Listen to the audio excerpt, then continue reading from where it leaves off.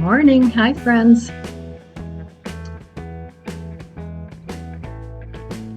Second cup of the day. First cup's the best, but second cup is great too. So I wanted to talk to you a little bit today about how to stop spending and start saving. Now, this is a journey I've been on for a good year, probably a little bit longer. And I've been on the wagon, I've been off the wagon, gotten back on the wagon, but it seems to be working for me. I have some bills that I've been paying down, and it's a process that I purposefully am letting be painful, if that makes any sense, because I overspent and I should not have done that.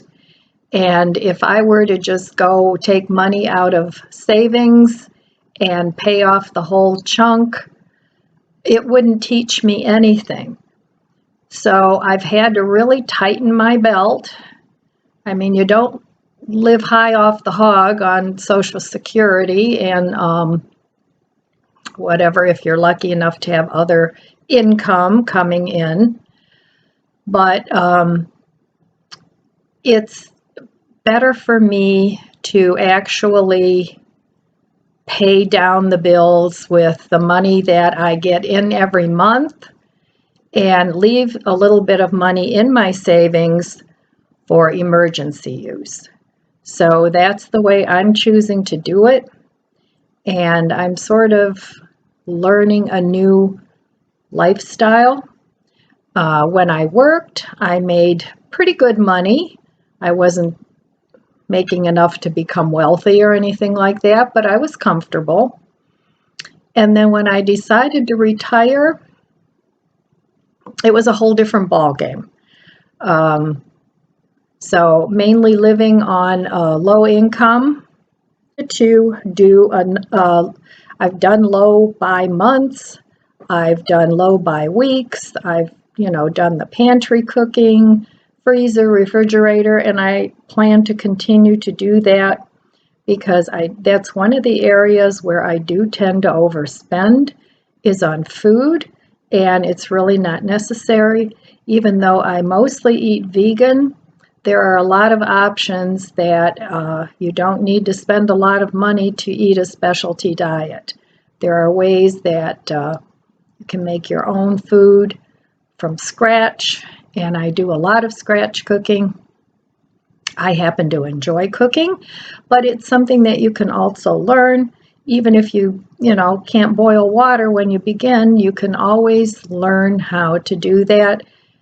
Get some online recipes. You don't even need to buy a cookbook. Just get online recipes. They're free as long as you have the internet and a phone or a computer or a tablet. It's all out there, and you can learn how to do that. You can watch people learning to do cooking demos. There's a lot of wonderful chefs out there, and you can do that and save yourself a ton of money on food. So anyway, going forward in this 2020 year, I would like to try to do a whole year of low spend, all in succession rather than getting on and off the wagon.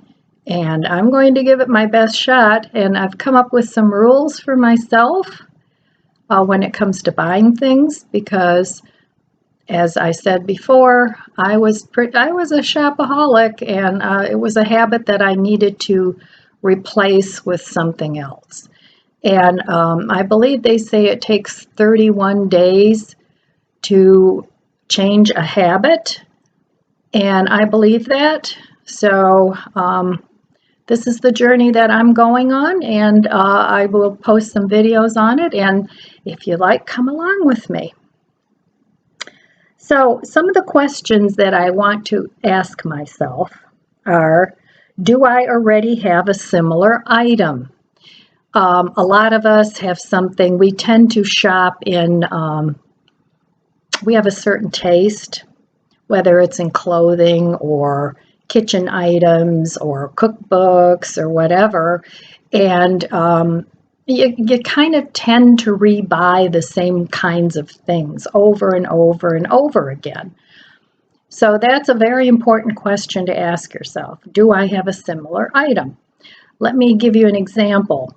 I have a convection toaster oven that I use all the time. I rarely use my big oven because it's just me.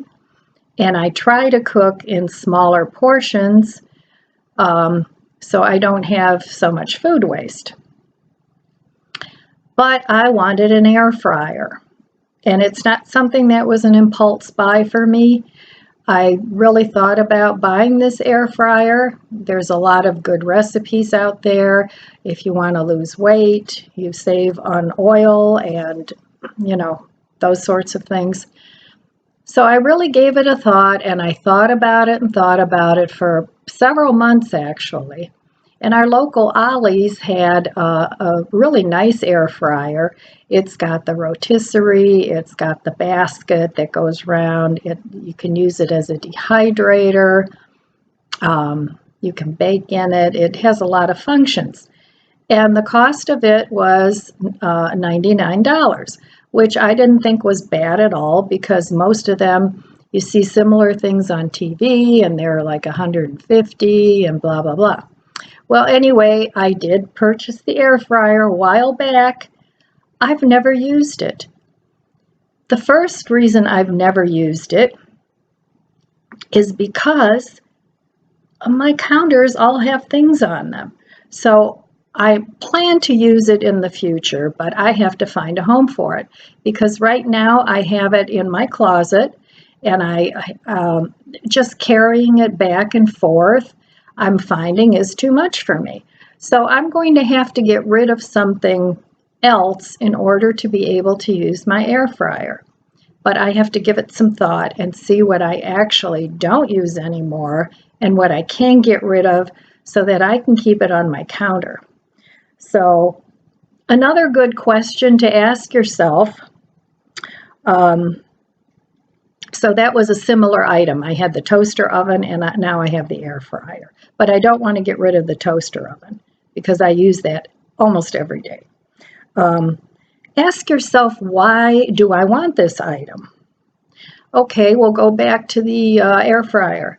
I wanted the air fryer because, first of all, I don't eat much in the way of fried foods. But every once in a while, I like an onion ring or,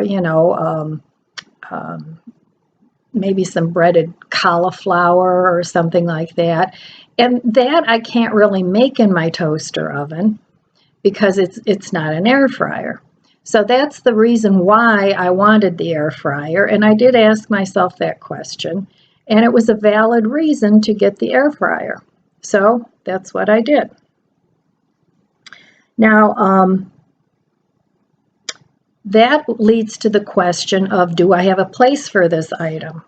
So my answer was no, I don't have a place for this item. And I should have thought harder and longer about where I was going to put it. So this is kind of an afterthought for me now. I need to figure out where I want to put this air fryer. So the next question, how long will it take me to replace the money I spent for this item?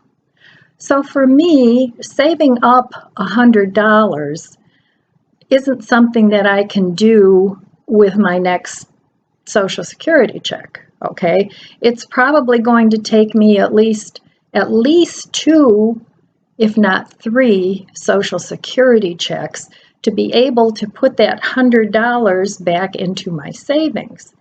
And that's quite a while. So if you think of it in those terms of how long is it going to take me to replace the money I'm spending, or if you're using credit, which I have not done in a while, well, I do Amazon every now and then. Actually, I do Amazon still, something I need to work on. But I haven't used a credit card in a store for a very long time.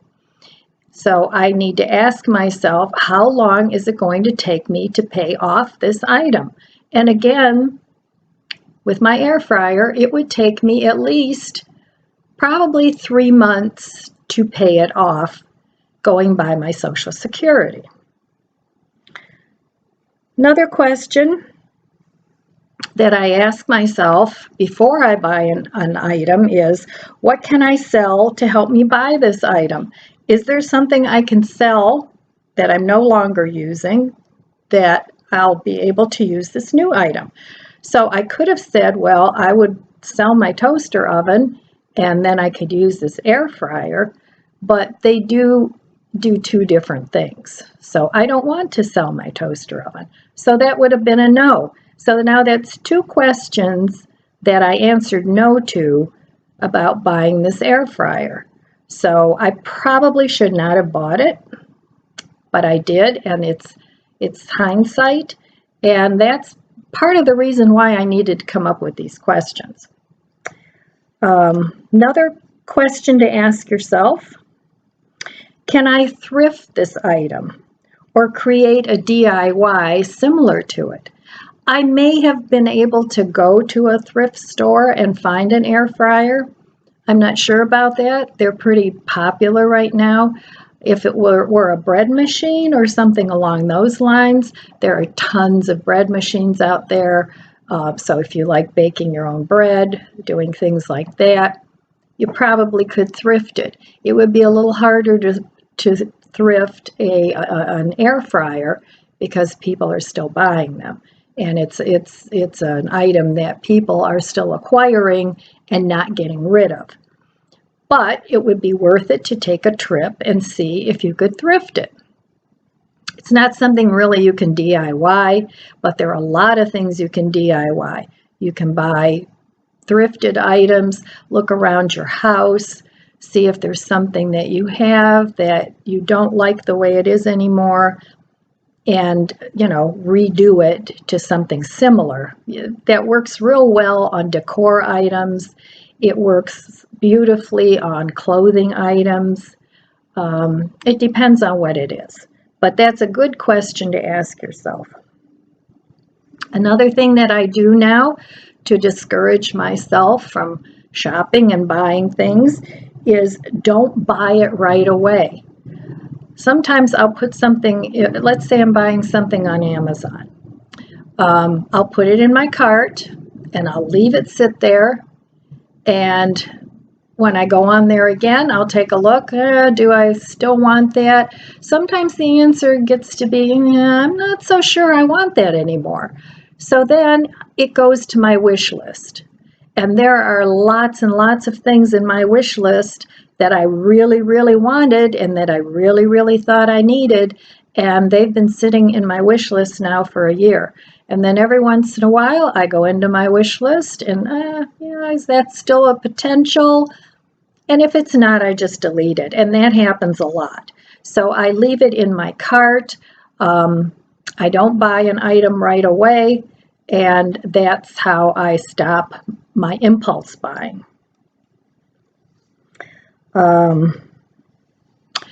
This is a big one for me. Stay out of my trigger stores. Now for me, my trigger stores are our local Mark's store, which is a discount grocery store. And I still usually go in there maybe once a month. I used to go in there once or twice a week and just look around at all the discount items they had. I don't do that anymore. I go maybe once a month when I need some groceries, and I have cut way, way back on what I spend at Mark's. Another one of my trigger stores is Walmart. The way I get around that is I do the online shopping, and I don't even go into the store if I don't have to. And again, I limit my time in the store and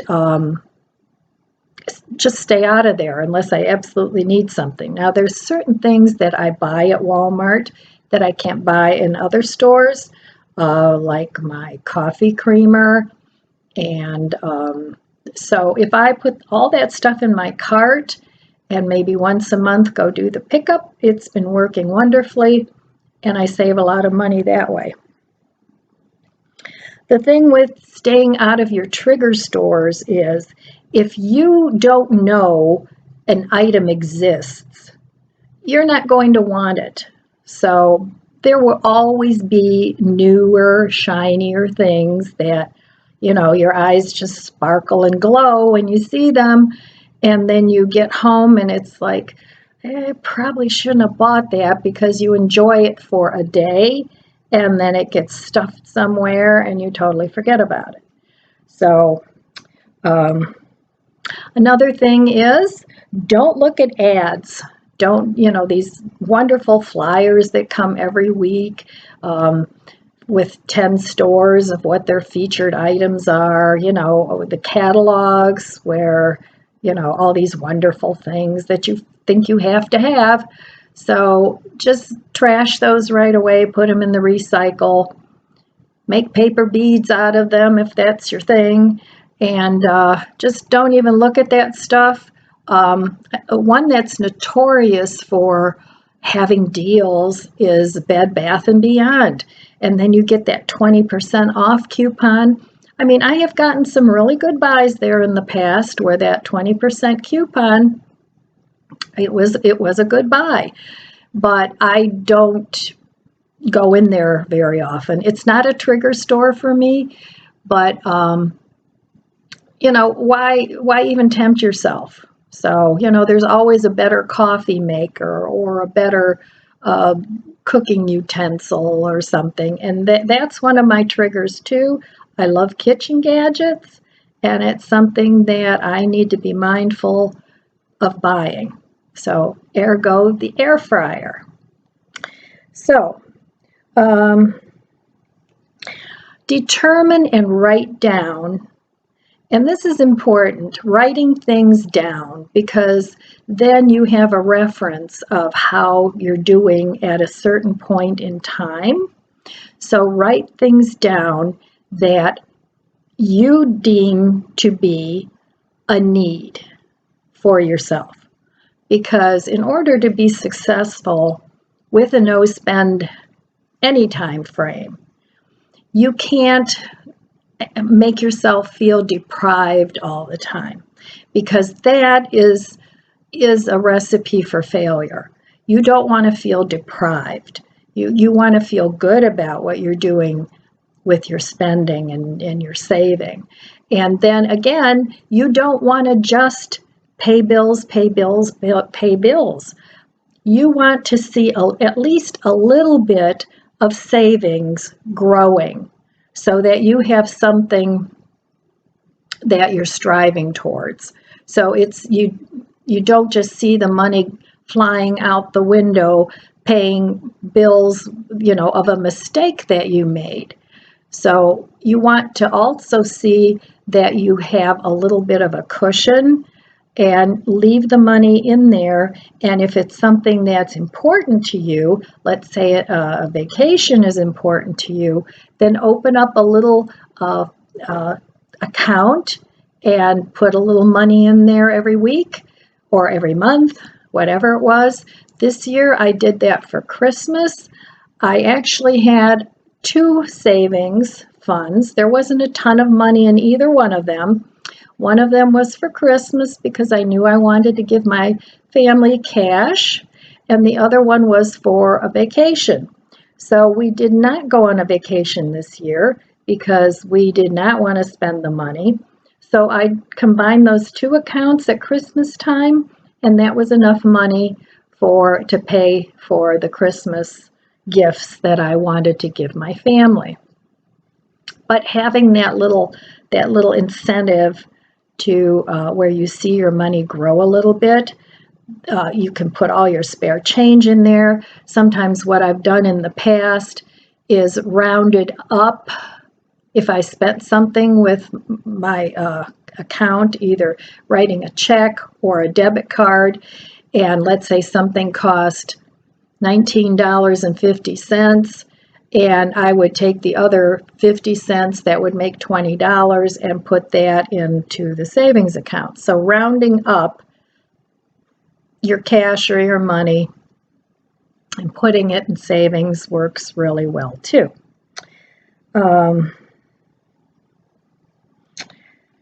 Let's see, what else did I want to talk about? Oh, I wanted to talk about if you go on a bender. Okay, and that's going to happen. You're going to fall off the wagon every now and then because we're all human. None of us are perfect. We make mistakes. Forgive yourself. I made a mistake. I'm sorry to myself. I made a mistake. I'm going to catch that wagon that's headed down the pike, and I'm going to get right back on there. And even if it's just for another week or another day, get back on that wagon. And if you fall off again, because you will, do the same thing. Forgive yourself and determine to do better. Okay? Did I mention stay out of your trigger stores? I know I did, because that is a big one for me. It's a very, very big one for me.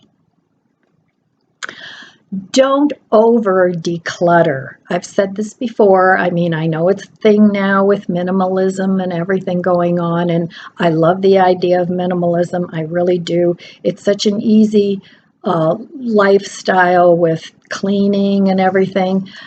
I've determined I'm never going to be a minimalist. It's just not my nature. I don't love a ton of clutter, but I like some things. So anyway, but don't over declutter, because sometimes if you're not by nature a minimalist, you'll feel like, oh, this space is so empty, I need to fill it.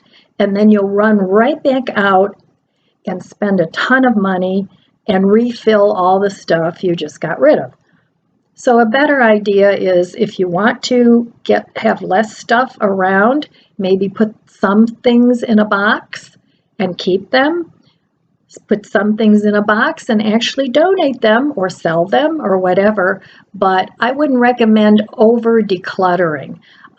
Usually once or twice a year, I shop my closet. I go through all my closets. I have several with different, one has blouses, one has pants. I'm fortunate that in my house, I have the space where I can do that, but I'll go and I'll actually physically try on everything I have. And many, many times where it's like, I don't know if I like this blouse or not. And I'll try it on with a certain pair of pants or a skirt, maybe a maxi skirt. And I'll try it on with this blouse and it looks great, so I have a new outfit and I feel like I have a new outfit. So I don't feel like I need to run out and actually physically buy another outfit. And try thrifting your clothes. A lot of people have shopping addictions. A lot of people now are decluttering and downsizing, and you can get some really, really nice things out there. So try that before you go out and buy new and contribute to the over consumerism that we all do now. Another thing that I think is a good idea, and it helps you not feel so deprived, and another YouTuber, Homestead Tessie, does this, and every week she has a Thrifty Thursday where she has $5. Sometimes she goes over that, but she allows herself $5 to go to the thrift store and buy herself some goodies. And I think that's a key ingredient when you're trying to do a low no spend, where you can say, if your amount is $20, or if it's $5, or if it's $100, whatever your amount is that you feel comfortable spending without going into debt or without being able to save some money, that's up to you. That's your prerogative.